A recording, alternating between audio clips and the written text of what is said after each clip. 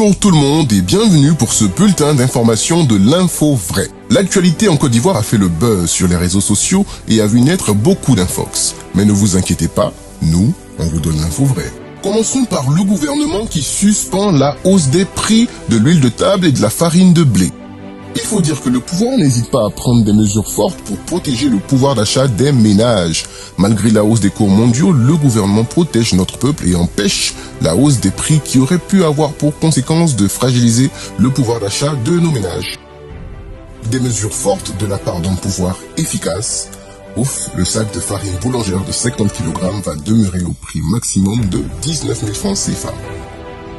Merci Ado de protéger ton peuple.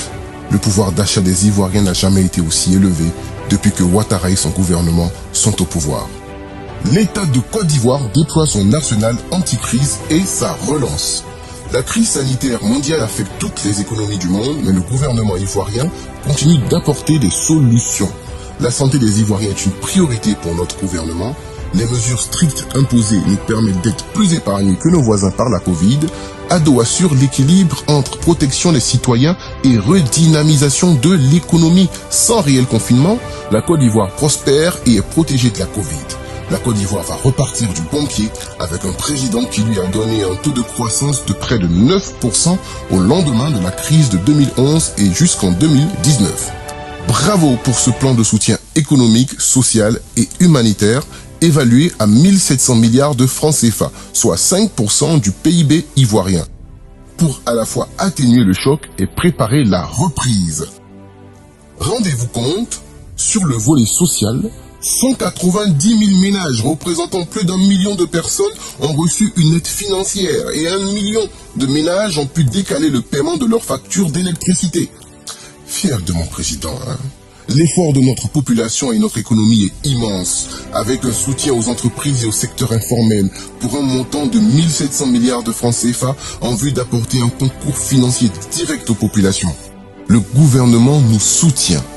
Au total, 159 milliards de francs CFA ont permis de soulager 156 000 ménages défavorisés, 60 300 acteurs du secteur informel, 570 petites et moyennes entreprises, 68 grandes entreprises et de nombreux acteurs des filières agricoles. Sur le volet sanitaire, le dispositif national de prise en charge compte près de 1000 lits, dont 164 de réanimation pour la prise en charge à la fois des cas modérés et des cas graves, ce qui en Afrique est exceptionnel. Alors que nos cacaoculteurs souffraient de la crise mondiale, Ado s'est battu pour eux et a imposé aux multinationales la création d'un différentiel de revenus vital de 400 $ par tonne. Merci Ado pour ton soutien aux côtés des producteurs. Le Made in Côte d'Ivoire rayonne. Notre gouvernement nous protège du virus mondial.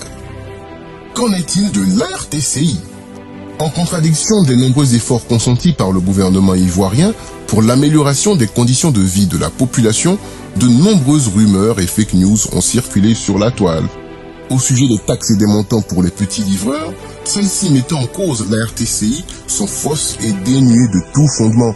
La RTCI répond à ces communiqués aux fausses informations ayant circulé ces derniers temps sur Internet, la mettant en cause. L'information selon laquelle la RTCI aurait interdit des bonus octroyés aux consommateurs, elle aussi est fausse. L'RTCI considère au contraire les actions promotionnelles comme un élément d'attractivité. Au contraire de ce que disent des fake news, les décisions de l'RTCI défendent les intérêts des consommateurs, notamment par une baisse des tarifs en lieu et place d'une politique d'usage abusif des bonus. L'RTCI tient à rassurer l'ensemble des acteurs du secteur postal et la population qu'elle n'a en aucun cas tenu à écarter les livreurs urbains, qu'elle invite à se rapprocher de la direction des activités postales de la RTCI.